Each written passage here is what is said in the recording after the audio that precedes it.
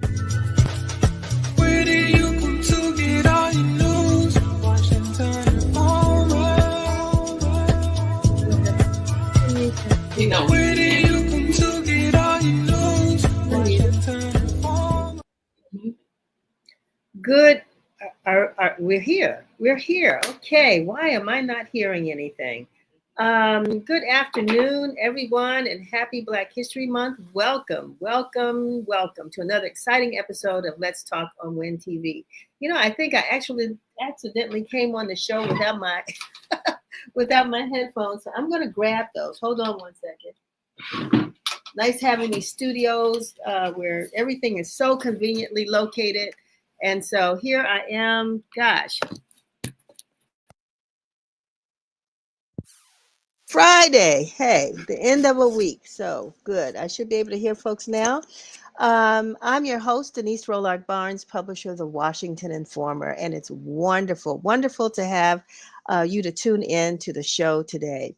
We are thrilled to have with us today Dr. Tia C.M. Tyree. She's the esteemed professor at Howard University and interim associate dean at the School of Communications. And she's going to share some exciting and interesting insights from her groundbreaking book on the HBCU experience. We'll hear about the vibrant culture, challenges, and triumphs that define HBCUs and the students they serve. Of course, 2-time HU grad, so I'm looking forward to that conversation. And then we'll move on to Dante King, an expert in DEI, diversity, equity, and inclusion, and executive director of Blackademics, who will be shedding some light on how businesses are navigating the complexities of DEI initiatives or the death of DEI initiatives. We are looking at so much going on around the country from our government, from the president on down, and Dr. King actually will shed some light on what is happening in that whole arena. And we look forward to talking to him. And then our last guest, Washington Informer fellow Jada Ingleton, will get the inside scoop from Reverend Christian Watkins and Tosin Marumfola. I hope I said that right, but he will correct me when he's on. The associate director and acting director on a project, their latest project called The Pulpit, a film that will be coming to you soon. So as you enjoy today's episode, I'd like to remind you that you can read brand new, fresh stories and updates on the latest news every day if you go to our website, which is WashingtonInformer.com. And while you're there, be sure that you sign in. Hopefully you will become a subscriber. We certainly would love for you to become a part of the Informer family. All you have to do is put in your email address and all is good. We want to be able to share news and updates with you every single day. But in the meantime, if you're in the DMV and you want to get a real copy of the Informer, you know, we are available in over 600 newsstands throughout the DMV. So we hope that you will pick up a copy and stay connected, where we try to provide you with news that matters. I'm moving all around, so my folks are trying to figure out what is Denise saying next. So it's cool. We're making it work. But also, in addition to picking up the newspaper or following us at WashingtonInformer.com, we want you to follow us on social media. We're on all of the platforms where you are. And so we want to make sure that we can keep you engaged. And we hope that you will share this show with your friends and colleagues, either on Facebook or on YouTube. We'd love for you to subscribe to our YouTube channel because that makes a difference for us. And we hope that you will make a difference to you as well. As you tune into today's show, please help spread the word, like I said, on our social media channels. And we're going to talk a little bit more about our guests shortly. But before then, let's go to our news broadcast from Curtis Knowles. This is WIN TV News, bringing you the news that matters. Landmark's East Street Cinema, a subterranean hub for independent and international cinema in downtown Washington, will close its doors this spring. John Gann, a local filmmaker and co-creator of the DC Shorts Film Festival, said the theater's closure mirrors what's been happening nationwide, as cinemas have struggled to regain audiences following the shutdowns and social distancing of the early pandemic. Mark Mulcahy, head of brand and marketing for Landmark, commented saying, quote, "We are proud to have served the community for over 21 years of operation, and we thank our dedicated guests and staff for their ongoing support." Jerry Whittycombe, the chief financial officer for the Downtown DC Business Improvement District, said that his organization is hoping to work with Rock Rose, Landmark, and the district government to potentially keep the theater open. The 16-mile Purple Line that's still under construction in Montgomery and Prince George's County will likely not be operational for another 2.5 years. But the companies building the rail line, Purple Line partners in the Maryland Department of Transportation, are trying to soften the blow for businesses, cities, and community groups along the route. Applications are now being accepted for a variety of grants designed to ease some of the financial pressure on businesses caused by the ongoing construction, with grant awards going up to $50,000. MDOT says the larger 4-year program will make up the $4 million available for businesses impacted by the closure and detours, and will also provide marketing support for those companies. State officials say that for small businesses to qualify, they must be located within 1/4 mile from the rail corridor, have 50 or fewer employees, gross sales averaging $2 million or less, and they must be open now and have been operational since January of 2022. The first round of applications will be due on March 14th. Brooklyn artist Modesto Flaco Jimenez is bringing his Texlandia series to Washington Anacosia's neighborhood through a partnership between Valley Place Arts Collaborative and Woolly Mammoth Theater Company. The interactive series, which examines gentrification's impact on neighborhoods, will host 3 salons between February 28th and March 2nd. The project combines conversations with residents and personal taxi tours. The sessions will explore what it means to be a local, immigrant, or resident. The Anacosia series will ask participants to consider their, quote, personal roadmap of home while discussing strategies to address gentrification. Feedback from attendees will help shape future taxi tours of the neighborhood. And Valley Place Arts Collaborative will receive all proceeds from the event, which can be attended in person or virtually.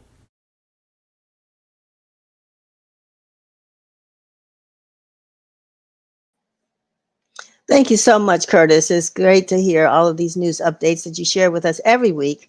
And we also look forward to seeing what you're going to have for us next week. But right now, we're going to go on to our next guest, or our first guest, who is Dr. Tia Tyree, Interim Associate Dean, Professor, and Director of the Graduate and Teaching Associates Program at Howard University's School or Department of Communication Studies. Dr. Tyree, welcome to Let's Talk. Yes, and thank you for having me. It's an Oh, honor. my pleasure. I mean, we shared a stage together earlier this week.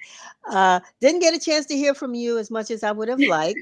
But anyway, that's what we said. Let's bring you on here to a little bit of a larger audience, but also to learn more about what you've been involved with over the years. You're a prolific publisher and author, and also professor and director of the school over at the School of Communications. Tell us a little bit about yourself.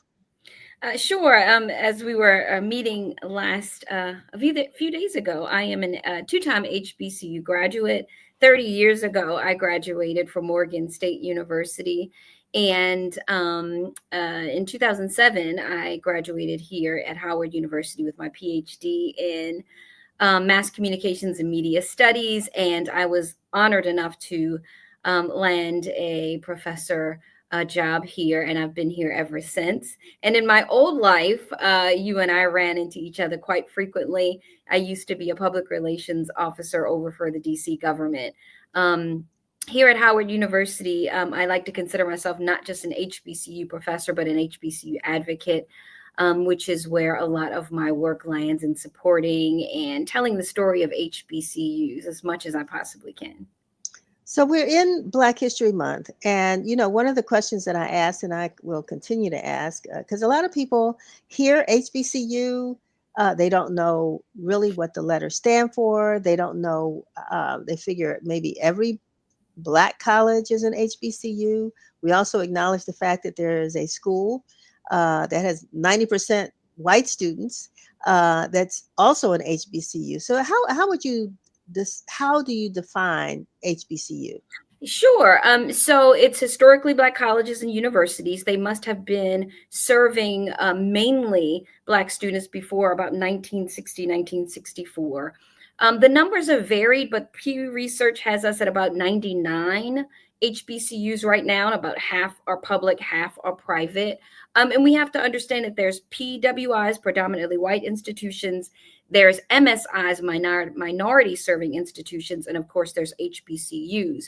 I think the biggest misconception about HBCUs is that people come because they don't have any other options. HBCUs are celebrated institutions, first choices, impact makers, and really wonderful places where students, not just African American, African, from the Caribbean, all over the world, come to descend, understand the culture, be properly and beautifully educated by those who care about them and have culturally sensitive pedagogy. And it's really just an institution in the United States that I think many people are rediscovering, but we've always been here. You know, when you talk about people coming from around the world, we can also point to people who have come to and attended an HBCU, then gone to places outside of the United States and ended up being leaders, presidents of countries, you know, just very high level positions that they've taken back with them from the education they've gotten from our local schools, even presidents of companies and what have you. And so you wrote a book called The HBCU Experience, or HBCU Experience, the book. And so what inspired you to do that, to compile these essays? Yes, so actually my co-editor, Christopher Cathcart, brought the idea to me, and I just loved it from the moment. He talked about it. And what I will say to you is this is self-published. When we tried to do this 10 years ago, we could not find a single publisher who believed this book was worthy. It's amazing to think about it now. Once this book, and I think that's why we stayed so elementary with the title. Once this book was published and it got on the marketplace, the copycats came out of the woodwork, and we could care less about it. The whole point was to tell our amazing story. But it's a collection of over 60 essays representing about a dozen or so schools from the 1960s all the way up to the 2010s. A wonderful read. Most people pick it up and they don't put it down because the stories are so quick and intriguing and amazing. But again, this was us believing in, you know, the Mecca, believing in the impact that HBCUs had on our lives and wanting to gather those stories and share it with everyone. What is it beyond just the pure campus life experience, or what is it about the campus life experiences that folks tended to, the themes that you sort of got in those essays? Yes. So a big part of what because we actually were just cobbling the stories together first. What happens on the yard, love and relationships, what's in the classroom, culture. And so we were just kind of putting them together initially. And then we had to take a step back and actually really digest what we learned. And what we learned is that HBCU students come for the education, but they leave with brothers and sisters and what they feel like is a family atmosphere. We learned the importance of mentorship in the stories, the importance of not only alumni mentors, but of course, professors. And we learned honestly that to get through an HBCU meant that you needed a lot of support. And a lot of times that was financial support as well. And again, most importantly, culturally, being able to be around those who look like you, who support you and believe in you was the cornerstone of what we learned from the essays. You know, it's interesting because, you know, I too went to Howard. I never lived on campus and really didn't have that, you know, campus life experience. And in a lot of schools now around the country, I mean, freshmen may spend that 1 year on campus, and then all of a sudden they're out getting apartments and what have you. Unlike it was, I think, in the very beginning when you spent your whole 4 years in sort of experiencing that campus life. Was any of that talked about? I mean, is there any distinction between students that you know may have a difference in experiences because they're either on or off campus? That really wasn't like an overall theme, but I too was a Okay. commuter student at Morgan State University, so I absolutely understand and recognize that. I came on, I had a part-time job, I was from Baltimore, so but I still was a part of it. I still felt that love when I got on campus. You know, I still attended a lot of events. So for many of us who, you know, may go to school in the hometown in which we were raised, you know, we kind of have a different experience, but what is the tying theme always is what happens in the classroom and the impact there. And as we're talking about DEI, and it's I don't want to say it's death, I want to say it's pause. I will say that we were built on diversity. What we teach is about understanding who you are and what you will be when you leave the classroom and go into the workforce. And so coming to an HBCU has, and I believe now always will be, a place where you can come and you can feel supported and you can feel like you can say what you want to say without retribution or concern. And so in a time when DEI is being used as almost a restrictive kind of handcuff for many of us in higher education, that is not happening at HBCUs. We were created for this. Right. And also, many students that attend HBCUs, as you pointed out a few days ago, don't come from, they may be the minority in the high schools that they attended. And so they do want to come to an HBCU to get that different experience. But was that anything that was talked about in any of the essays? I will tell you, I just sat on a panel last night at my son's high school, which is a predominantly white Jesuit high school. And I watched 6 young men who came out of that institution and talked exactly about this moment, about how coming from that white institution, and all of them had the same sentiments, that they walked on that campus, they saw people that looked like them, they saw teachers that looked like them, they walked through the CAF and saw everybody look like them, and almost all of them said they immediately knew that they wanted to go to an HBCU. And also many, again, students like that are the only Black person in their high school classes. And so they come from a biracial household, and they're yearning for those moments and those connections, and HBCUs give it to them. And not just one day, but every day until you graduate.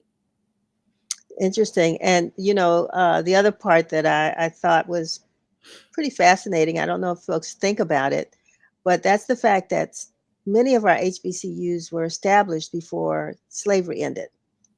What could you tell us about, the times and how those schools were started? There's this whole debate on who was first. It's Cheney continues to say it was Cheney, but you told me someone else. And I was like, okay, I learned something. But I think it's all of this deep history, and it's a lot of understanding and misunderstanding of who was first and when. I thought most of them bubbled up around the time that we were freed. And that's why if you ever look at a map and you can see where all of the HBCUs are located, they're clustered essentially from Pennsylvania all the way down to Florida and around to Texas. And so that's where we were. And that's where people decided to educate, African Americans at the time. We needed to be in those spaces. There's some anomalies like the one you talked about that was created in 1820, I think. 1837, I believe. 1837, yes. And there's another anomaly that there's one randomly in California, but most of them 1860s, and most of them clustered in southern states. And it's my understanding that I'm trying to remember if it's Alabama. Which state has the most HBCUs? I thought it was North Carolina, but I could be wrong. Yeah, I don't know. I've heard different numbers. North Carolina had the highest number of HBCU students. Yes, and maybe. I think it may have been Alabama that had, or Tennessee that has the most HBCUs.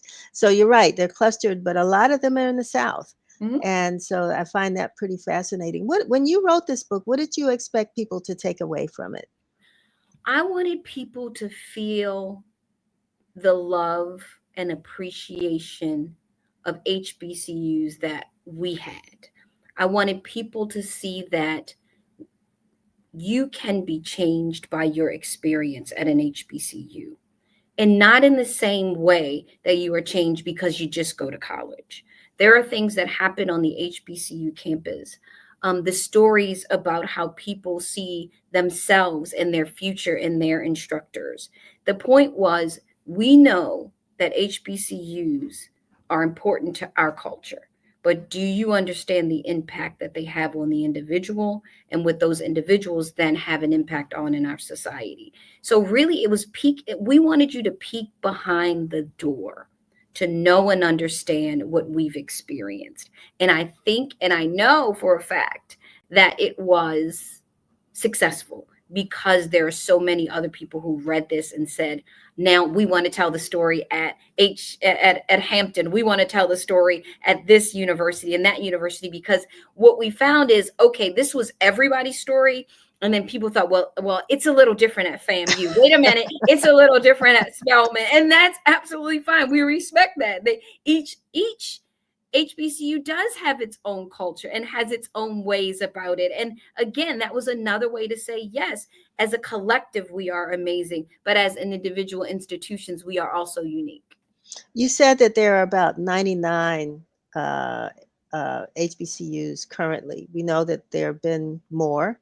And what do you think is the future of HBCUs? It's so funny that you use the word future, because the Future Act, and I cannot remember what the acronym stands for, was passed by the US government in 2019. And that's what guaranteed funding for HBCUs. And the idea was, we're going to guarantee the future. And it wasn't just HBCUs, it was MSIs and tribal colleges as well. And now we know that federal funding for anything that could be deemed connected to diversity and education is problematic. So we are at a very interesting turning point. What I will say to those who are worried or concerned is that administrations change. I don't think what is happening right now is something that will continue long term. And so our future is in question because of the Future Act and what I would say the current administration's focus is or is not. So I can hope that we weather the storm. I hope that no HBCUs have to shutter their doors in the next 4 years, because we know funding is critical for the actual I don't know, the future of HBCUs. We know that they need the funding to stay open. So would you still encourage students to apply? You've got a lot of folks that are coming out of high school this year and Yes, years after. Should they still apply, or what absolutely. would be your advice? Yeah, as you can see, there have been wildly amazing activities that have occurred over the last, 1 month. We've been in this thing for 1 month. I know it seems longer than that, but what I will say to you is that we've seen a lot of things happen and a lot of things reverse at the same time. And so I don't want anybody to go into a complete panic. The roots and the foundations of these institutions, some of them are 150 years strong. And I just want everybody to just be patient, have a little faith, and let's just ride this out. Dr. Tyree, I was about to let you go, but I want to ask this question that someone just posted. I think it's a good one. Mackie Samuels asked, what are some suggestions that you might have to increase the percentage of Black male students at HBCUs? According to him or her, Black males only represent about 26% of the student population. So what would be your advice? It is very, very true. We're 70-30 here at Howard University. And it really, really starts in elementary school. It starts with helping young boys understand the benefits of going to college, helping them understand that they can be college students. It's not a waste of time. How much more college graduates make than those who might go directly into the workforce. More importantly, it's about mentorship and support. And that support really is psychological, emotional, and really it is financial, because there's a lot of folks, Black boys included, who want to go to college, but they don't have the means. And understanding how to get them the means is important. And really, it's really about helping them understand that it is possible. It is possible if you want to do it. And whether that's loans, whether that's scholarships, whether it's grants, and understanding, for me, I'm in Baltimore. So Baltimore has Morgan State University, has Coppin. We're right down the street from Bowie. We're next to UMES. We're right here next to Howard University. So understanding I don't want to go far from home. Okay, you don't have to. So just helping them understand that there is a pathway to college and getting them to understand that early and then providing support. And once they're in, getting them to stay there. Stay there, So yes, that's the and challenge. that comes with support, Right, exactly. financial and emotional. Check-ins from mentors, check-ins from professors, check-ins from family. So you don't want to just drop any teenager off at college and let them go bye-bye. You really have to check in and support them and be in tune to what they need. And oftentimes it may just be some support from you. Yeah. Yeah. For me, it was chocolate chip cookies. My dad used to send them to me all the time when I was down in Hampton. I So, lived on no. Pepsi and M&Ms. It was a horrible 4 years. Before I let you go, I know that you've written other books. I mean, tell us a little bit about, some of the books that you've published and if there's anything coming out new. So I will say to you that because I work at Howard University, get to really investigate anything I want. My dissertation looked at 25 years of rappers in film. I'm a mass communications and media studies scholar. I'm a musicologist. I'm a rap scholar. One of the things I actually teach here at Howard University is social media.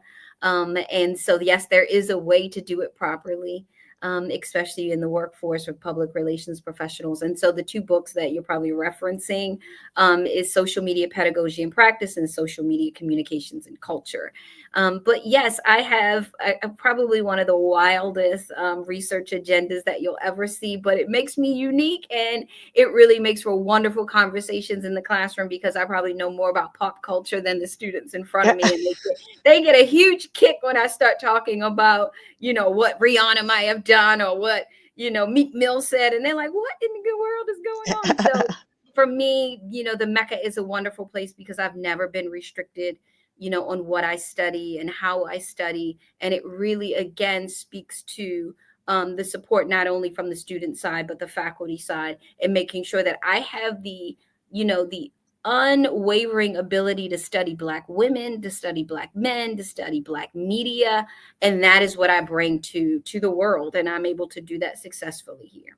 Well, Dr. Tia Tyree, I want to thank you so very much for being with us today, for sharing the good news about the HBCU experience and your book, HBCU Experience, the book, and everything else. We might have to bring you back on it to talk about some pop culture things in the future, but we certainly were happy that you were able to join us today. And thank you for the invite. It was a wonderful moment. Oh, and we just posted where you can get the book. I just Yes. wanted to make sure we got that in there. Yes. Where's the book available? Amazon. Just Okay. Amazon. All right. Easy Good. place. Okie doke. All right. Thanks a lot for being with us. Thank you. Have a good one. So, talking about the HBCU experience and diversity and inclusion, there's no other time, I think, better time to bring on our next guest, Dante King, who's the author and expert in diversity, equity, and inclusion, and executive director of Blackademics. Before we bring him on, let's look at this brief video. I've taken several trainings with Dante when he used to work for the city, and he used to say, it's going to get deep. So before I bring him out to the stage, I just want to give a little brief introduction. Dante King is a native of San Francisco, California. He is an author of the new book, The 400-Year Holocaust, and he is also a professor of American history, African American history, and Black studies. His research interests include the intersections of race, racism, and legality throughout pre- and post-colonial America, and King currently serves as guest faculty at the University of California, San Francisco School of Medicine, as well as the Mayo Clinic. So please join me in welcoming Dante King.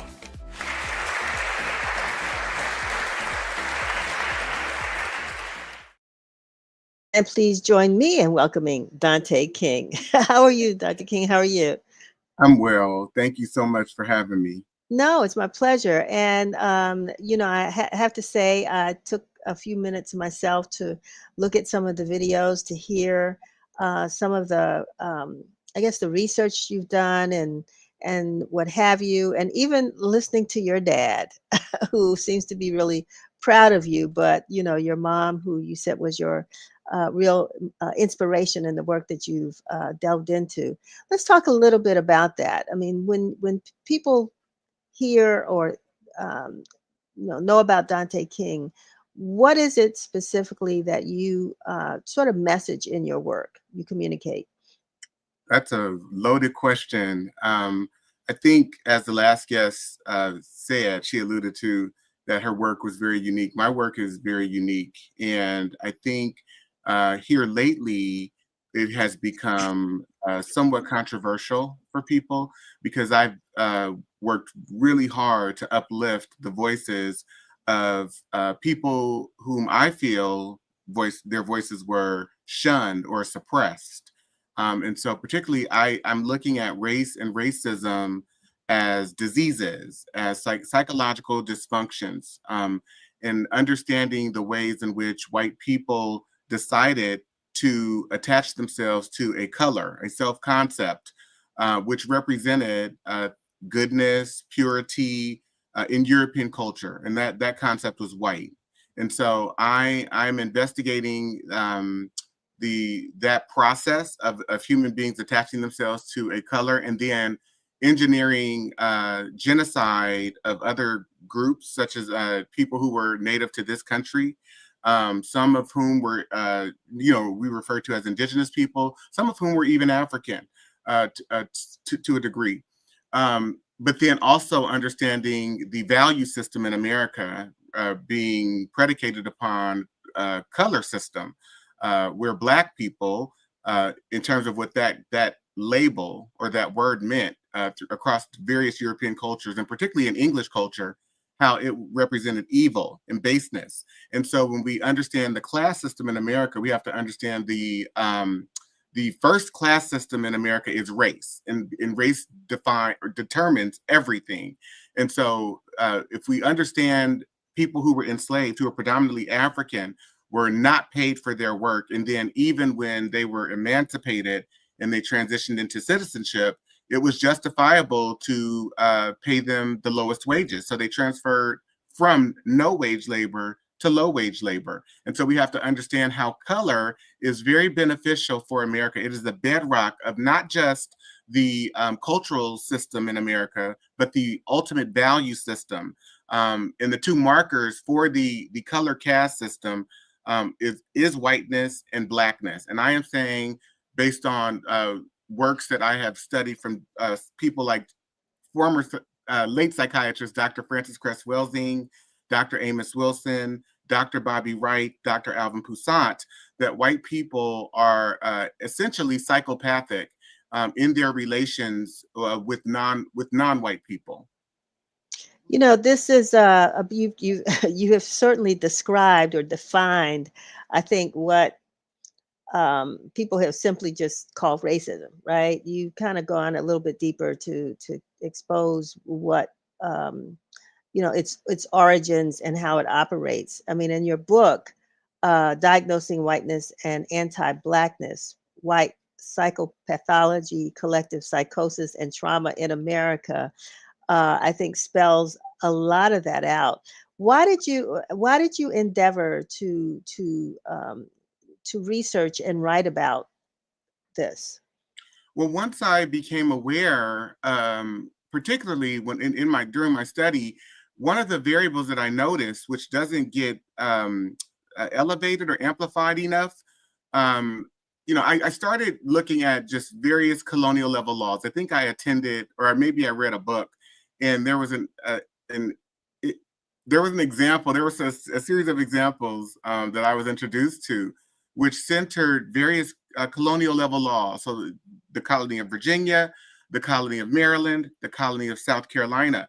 And so there is this correlation or association rather of the term Negro and Blackness to that of a slave. And I think sometimes that is overemphasized, like this legacy that Black people have in terms of slavery. But because if you go back to the colonial period, the laws that they are implementing are not only dealing with the condition of enslavement or slaves as a concept or group of people or class of people, but they are referring specifically to Negroes. And in these laws that are saying that you can murder people, you can chastise them and beat them and flog them. In many of the laws, they are saying every Negro or all Negro, and that constitutes Black. That is not, and they're making distinctions between Negroes and slaves. And so when I firmly understood that the way in which a white American culture was structured from a legal standpoint, from a factual standpoint, but it was structured to be anti-Black, then I understood why then once the enslavement, the antebellum South in terms of slavery as an institution, once that ended, now we're talking about people who are psychologically trained and ingrained with an anti-Black orientation. And it does not matter if these people are enslaved. It does not matter if they are free. It does not matter if they have money or economic, they ascend to a higher degree of socioeconomic status. You are still seen as inadequate. You are still seen as deficient. So I define anti-Blackness in my book, and I talk about how it is a necessary fixture in this country for whites, but also how they are obsessed with color. They are obsessed with their conception of themselves as white, and they are obsessed with Black people and Blackness because without juxtaposing themselves against a group of people that they determined were Black based on what Blackness represented in their culture, they have no value. And so we're dealing with the people who are inherently insecure, who suffer from what Dr. Poussaint referred to as not psychological corruption, but also a chronic paranoia that non-white people, and particularly Black people, are somehow going to replace them. And that goes to Dr. Cress-Welsing's theory around color confrontation, that they are genetically recessive. And so it is their knowingness of their genetic recessivity that motivates them to behave the way that they do, where non-white people are concerned. And so let me ask you this question though. There's the flip side of that too, right? So because of that, I'm wondering if you also delve into what the impact is on Black people, Absolutely. sort of with the psychology and what that's done to us. Let's talk a little bit about that. For sure. To try and simplify it, the one thing that became critically aware, that I became critically aware of, is that Black people, one, as a group, formed on foundations or through foundations of total trauma. So we as a race of people have never been free to be a group or to exist as a community without trauma. And because we weren't Black before we got here. We were Ghanaian, we were from Nigeria, we were Cameroonian, we were from Mali, Togo. And so we weren't Black. And so we have to understand that label was projected onto us due to white people's interpretation or Europeans' interpretations of what they thought they saw, and also because of what Blackness represented. And we also have to understand that we have never known an existence without white people. And so our identity as Black people is rooted directly in the center of whiteness, because we have adopted, not necessarily have adopted, it was forced into us originally, but our assimilation into this culture, into their institutions, into their structures, through forced assimilation, but then also, as generations progressed, African people not understanding, our greatness, where they come from, not having an attachment to anything else but being an American, which means to be like white people, we have adopted their value systems. So we also aspire to everything that they aspire to. We want to speak like them. We want to go through their institutions. We value their institutions in terms of education and what that means. And we don't understand that this is all a business. America functions on a business. And so the business of Blackness is very popular for America. But let me say this, Black people also are operating in a delusion. And I one of the things that I have begun saying, Dr. Joy DeGruy, she has a book called Post-Traumatic Slave Syndrome. I reference it in my work as white people derangement syndrome, because we essentially are Black Europeans in the ways that we, in the psychologies that we possess, in the language that we speak for the most part, in our cultural customs and cultural values. We've never known an existence without white domination and without the rulership of white people in our lives, not as African Americans and not as Black people in America, not at all.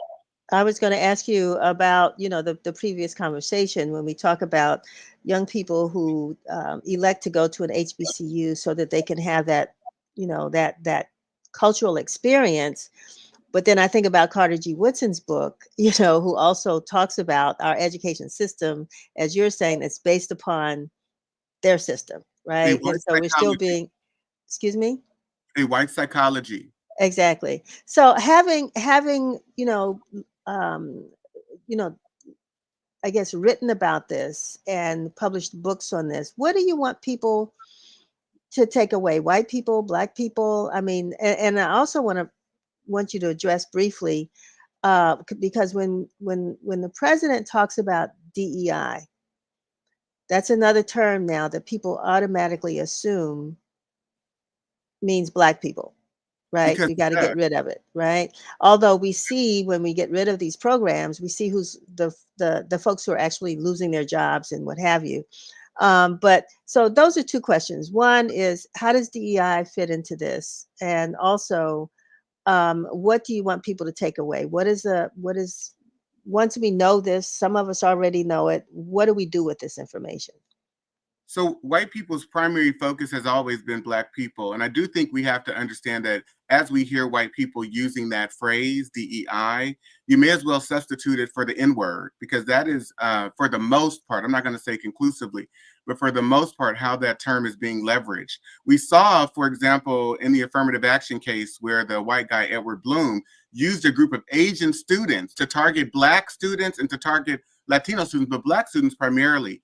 And I believe that this wave that we're seeing concerning DEI and white people's preoccupation with it, let me back up and let me say this. White people are fine with diversity.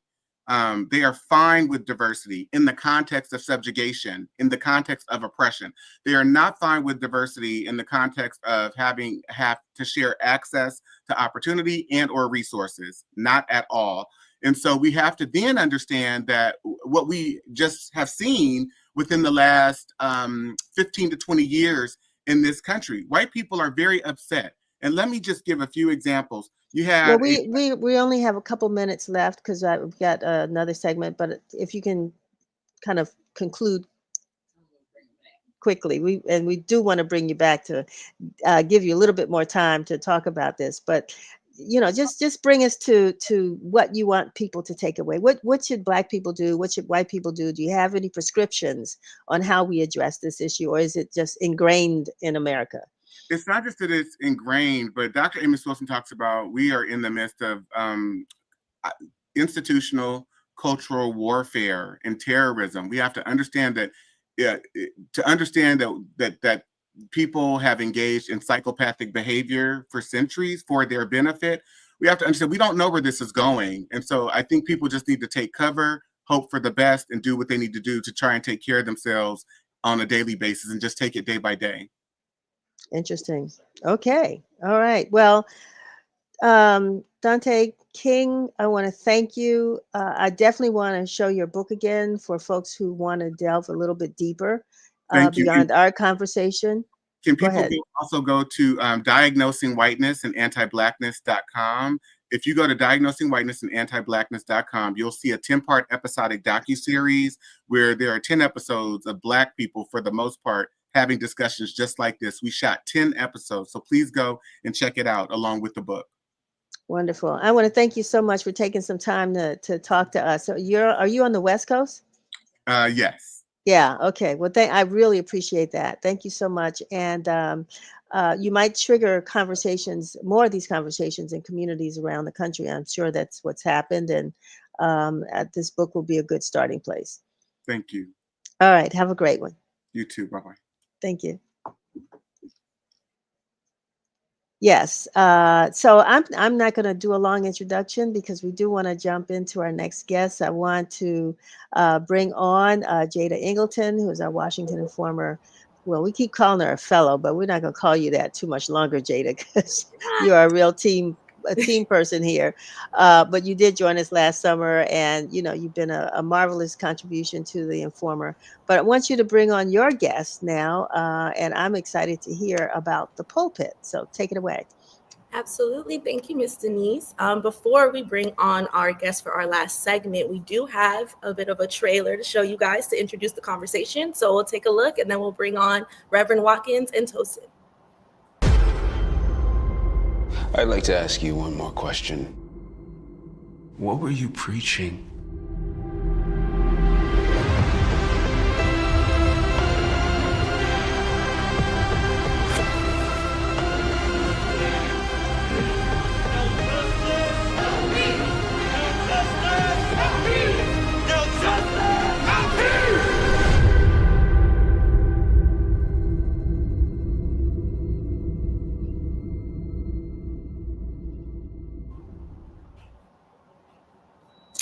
Well, I don't know about you all, but I am sad after watching that and excited to bring on. Please help me join Reverend Christian Watkins and Tosin Moramfola. Did I? Yeah, you got it right. You got it. Great start. Thank you both so much for joining me today. How are you? Thank you so much for having us. Yeah, honored to be here. Yeah. Before we jump into our first question, please tell us a little bit about the film, the inspiration behind it. Jump in, Tosin. Absolutely. So basically, it's an exciting political crime thriller. So it's an edge of your seat kind of film. And it's about a progressive pastor in the Midwest who starts getting death threats for the message she's preaching. And she has to find a way to overcome those threats and save her sanctuary. And all of that is basically like a edge of your seat thriller, but also a story about love and empowerment and about community. And it's one we're really excited to tell. Absolutely. So for plugging in information, Tosin is the producer and director of The Pulpit. Reverend Christian Watkins is the associate producer and the film's muse that, inspired by a true story at the end, it is Reverend Watkins' true story. So can you tell us a little bit about what was it like for you, Reverend Watkins, kind of revisiting some of those experiences that you've had in your time as a minister and, seeing it play out on screen?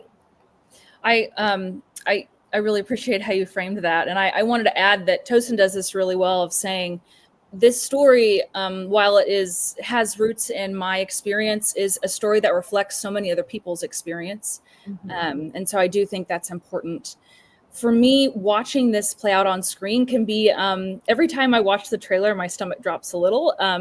Not because I don't love it, but because I think it's a reminder of a time that was challenging and moments that were very emotional for me. But it's also something that a story that I stand behind, and that I think there are so many clergy and folks that are working in local communities that care deeply about equity and belonging and inclusion, and they are willing to really be involved in those conversations in very real and sometimes scary ways. And so I'm grateful to get to talk about those stories and experiences, but also to frame that from my own lens. So it could, depending on the time of day, it can be challenging to talk about or just to watch, because some of it is something that is still something I'm working through. Absolutely. And we appreciate the, vulnerability of the film, the fact that, putting that aside to tell the stories of yourself and other faith leaders and public servants, which is a big component of the film, is the realities of what, public servants go through when they're channeling activism or advocacy.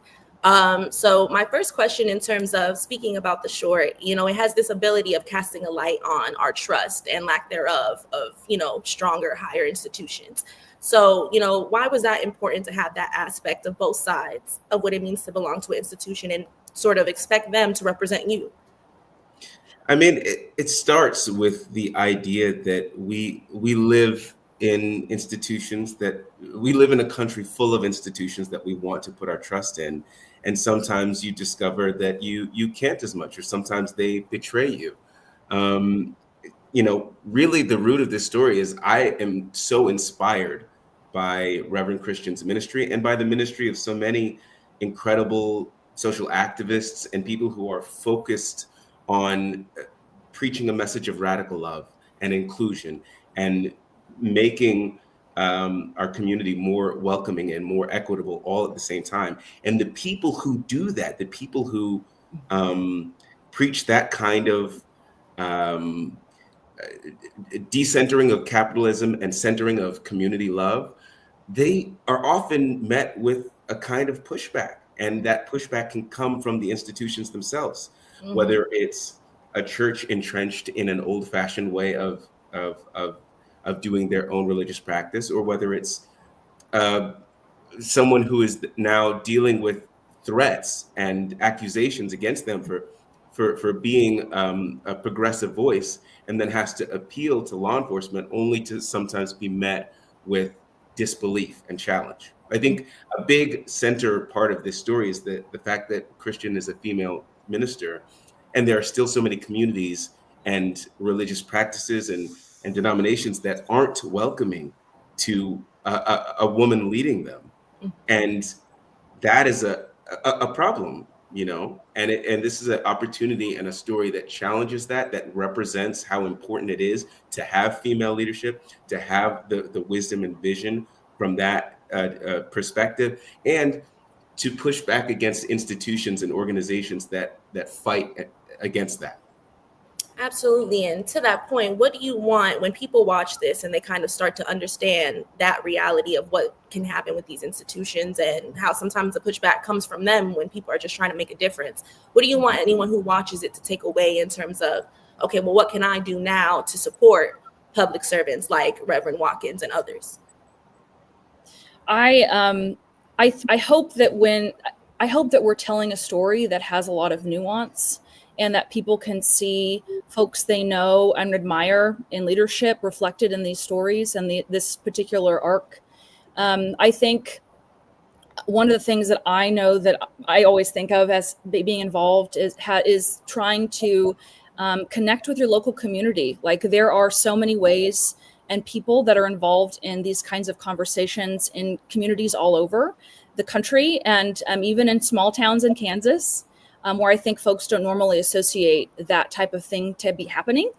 So know that really being plugged into your local community and being involved in organizing is something that I hope folks take away from this, and that there is a lot of power in being connected in your community and space, and finding people who share that value with you there, because people are there, and we really need to find one another. Absolutely. So Tosin, my question for you, you are a veteran when it comes to using the arts as a means to have these sort of pivotal conversations, activism, advocacy. So why do you think, in terms of that intersection of the role that art can play in social justice, why do you think it's important, especially as it pertains to the pulpit, to use that sort of medium as a means to bring awareness to these things?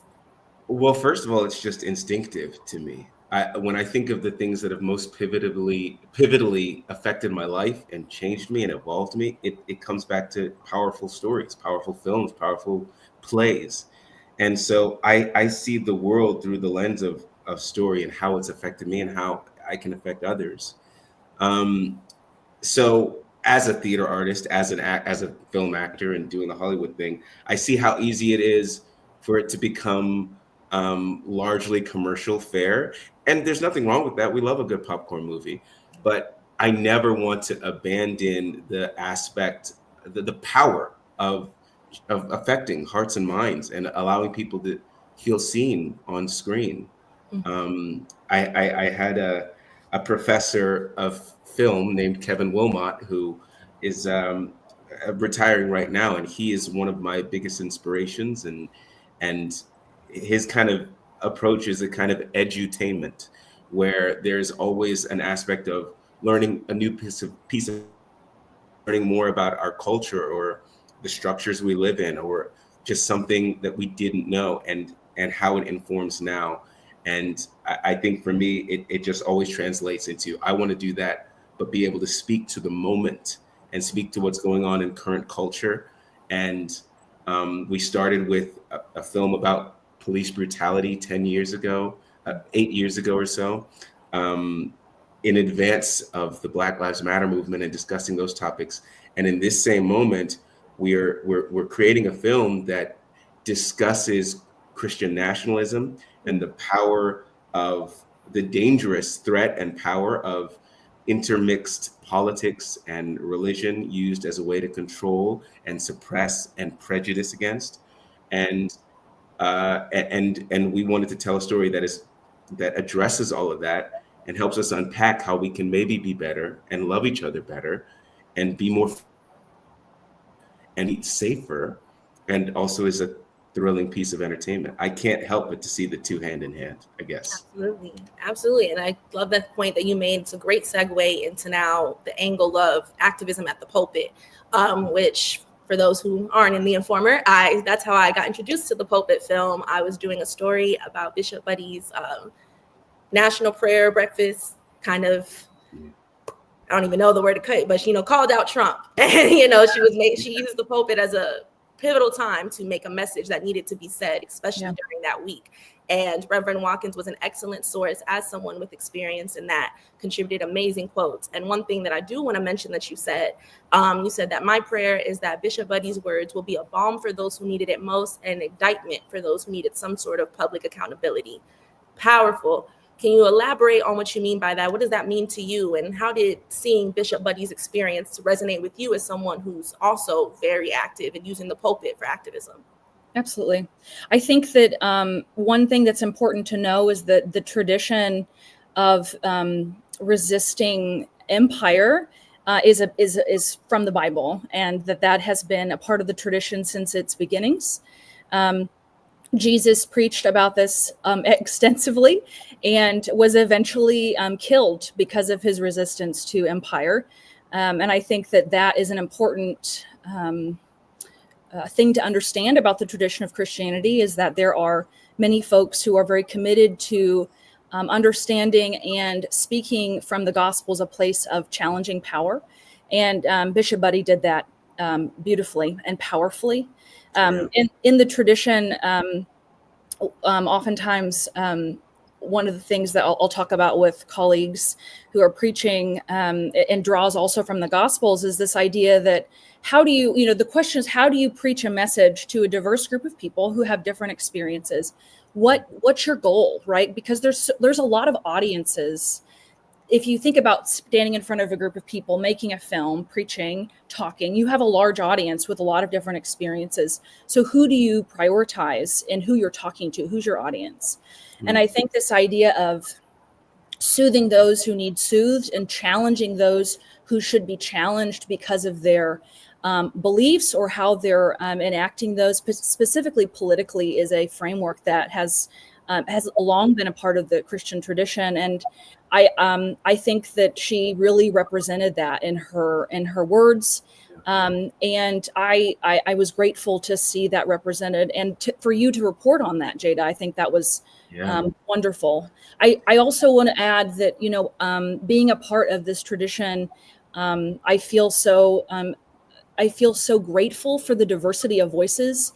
And that there is such a commitment to celebrating the ways that we can band together as community and challenge power, and that there is something meaningful in that act. And so that was what I meant by that quote, that even though there are hard struggles ahead, that when we have one another, there is something powerful and meaningful in that and sacred. And I would also just love to point out that, Bishop Buddy challenged Trump in a totally loving way and encouraging way in front of the world. And she has since received death threats and has been, had to concerns about her security. And so there's something truly both jeopardizing and noble about being willing to weather that storm. And there's something about us needing to be better advocates and supporters for those voices and those leaders, because they put themselves in the line of fire in some way by being able to speak truth to power. And that's what I'm doing us too. And absolutely, I think that this is a tradition that really has been championed by Black ministry and Black ministers in the Black community. That Bishop Buddy and I, both of us are white women, but we stand alongside and have been nourished by the messages of folks like Martin Luther King, and know and recognize that we have to resist and be a part of that resistance. So this is something that we do collaboratively, and I'm grateful for those voices who have had to do that out of necessity. And so that's something to name and recognize in this conversation too. Most definitely. And to the point of, speaking on this tradition, American history has shown us that faith leaders and faith institutions have been at the forefront of social justice for a very, very long time, and they continue to do so. Even here in DC, we're getting ready for Black churches are getting ready for a 40-day boycott beginning on Ash Wednesday. So can you tell me, what do you think are some things that, moving forward and now this present day movement, what are some things that faith leaders or churches should be doing differently going forward than what we've seen in the past? And what are some values and practices that they should maintain? You asked me a question that is humbling, because I would say that I hope to follow in the tread of such a powerful witness of the Black faith community in Washington, D.C., asking for folks to boycott. I mean, that is something that I think folks in my community should be mindful of. One of the things that stands out to me in this conversation is that there's so much segregation still in church. And in some ways, I think that it is highlighted in moments like this, when we see a lot of churches that with folks that look like me who don't seem to understand that this is a critical moment, and that we've had lots of critical moments like this, and that there is I would describe it as following the gospel to be in the forefront of this conversation. And so I hope that congregations and churches and leaders who have been silent for too long understand that there is a time to be vocal and present, and that we are called to do that as Christian leaders. And I think that there are so many folks, particularly in minority communities, that have been resisting and doing this as a part of their faith tradition for a long time. It is the bedrock. And so I would say that following the lead of those visionary minds and voices is critical, and that the folks that have been in communities that have been silent or complicit, this is not the time. And I hope that this film can be a conviction to folks who don't seem to get it yet. That's the nicest way to put it. Tosin, anything that you think should be done moving forward or changed? Well, I was just going to add on to that I think one of the things me and Christian were talking about earlier is that there is an ease for white people and for the majority to not take ownership of this threat of Christian nationalism, this threat of our churches being under siege. But in this new administration, with this new old president, and with all the rollbacks that are happening, we're starting to see that it affects the majority more and more and more. Yeah. And that old adage that at first they came for someone else and then they came for me, is a part of what I think the majority is realizing now, and starting to realize more, that you are not isolated from the jeopardy that Christian nationalism, religious tyranny, or just oppression of progressive voices leads to. You're not safe from that, because anybody who tries to control other people, whether through religion or through power, will eventually try to control you. Absolutely. And so it now is the time to be engaged. Now is the time to challenge our religious institutions, as well as all of our institutions, to stand up for each other, to stand up for the human in it. And also now is the time to tell stories about that need for inclusion, that need for equity, that need for radical, unflinching love for each other. I would, to add to that, Toast and I would just go back and forth, Jada, so apologize. But churches are incredible networks and communities. If you think about it, people from all over town will be a part of a church. And obviously we could talk about how churches are dwindling in numbers. That's a conversation for some communities. I don't think it's everybody. But I think what we can do as faith organizations is we are already a network that can be activated to do all sorts of things. Mm-hmm. And so I hope that people understand that we have a strong collective voice and can do things collectively.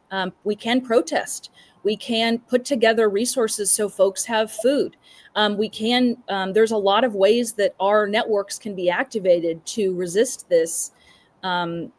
Churches have been stripped of the sanctuary that we've been long afforded. And that to me is very concerning. And we should be concerned that folks will be deported and that we cannot host people who are being oppressed in our faith spaces, which has been a part of our sort of faith and witness in the United States as a part of the Constitution. And so I think that we have to activate our networks as churches and think about how we can collectively say no. And that's, for me, that's just the bottom line. We need to choose to do that. And there are many groups that are doing that. And if it feels confusing, we can find examples of that working really well. So let's get our butts in gear as far as I'm concerned. Mm-hmm. I love that. I couldn't have written a better wrap up myself. We got some marching orders, we got some inspiration, and we have a film to look forward to out of this conversation. So I thank you both so much for joining me today. Where can people go to support The Pulpit? I know right now it's a short, but hopes to get that longer feature film going. So where can people go to find out more and start supporting you guys? Check out thepulpitfilm.com. It is a spot that has everything, and it will tell you our story as well as the film story. And it's you could follow us there as well as help join onto our mailer and be a part of our team, because we are still looking for the funding to get the project to its feature length. And so we're looking for investors and people who are interested in telling the story and being a part of it. So go to thepulpitfilm.com. Check us out, follow us, tell your friends. Wonderful. Thank you both so much for joining. Thank you so much. Thank you, everyone who's watching. Yes, thank you. I hope you guys stay safe. I don't know if it's cold. Well, I mean, it's probably not that cold in LA, Tosin, but it's pretty cold in DC. So stay warm. And we'll definitely be in touch to follow up with you guys soon. Thank you. Thank you so much, Jada. Absolutely. Have a good one. Bye. And Miss Denise, it's back to you. Oh, I can't hear you, Miss Denise. Fantastic interview, Jada. Certainly did enjoy it. Can't wait to get a chance to see the film. So I hope that folks will go ahead and contribute to make sure that this gets into theaters or wherever they're planning to distribute it very soon. Great conversation too.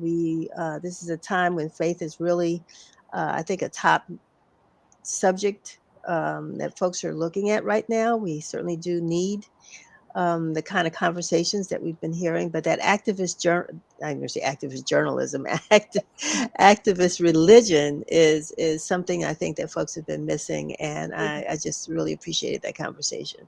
I did as well. Thank you for having me on to do it. Oh, you'll be back, folks. Jada will be back, but for now, we're both going to sign off. We want to thank you all very much for joining us today on Let's Talk. We'll be back here again next Friday, same time, noon to 1.